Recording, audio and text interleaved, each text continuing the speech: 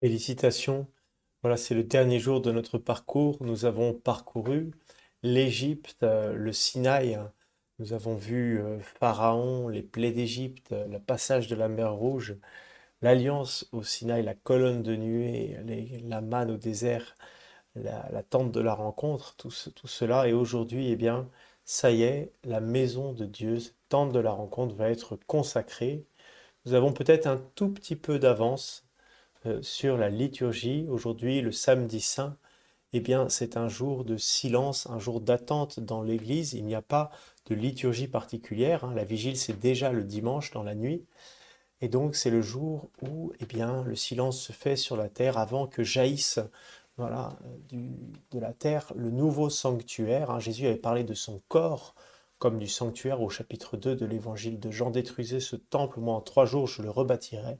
Eh bien, cette nuit jaillira voilà, le nouveau sanctuaire qui va ébranler la terre.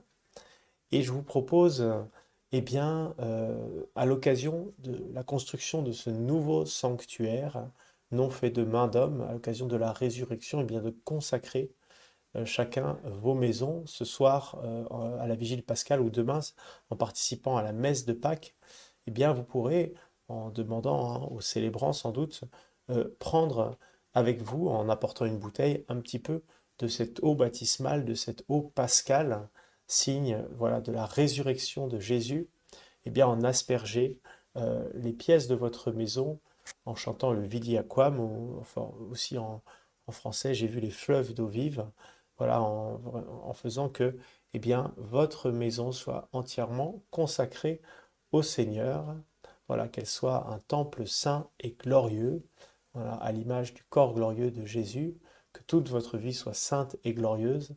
J'étais très heureux de pouvoir vivre ce temps du carême, ce temps aussi de voyage à travers le désert avec vous. Que Dieu vous bénisse abondamment. Voilà, soyez bénis, bénissez eh bien, vos maisons, toutes vos activités. À bientôt et peut-être, qui sait, eh bien, pour de nouvelles lectures bibliques. Au revoir.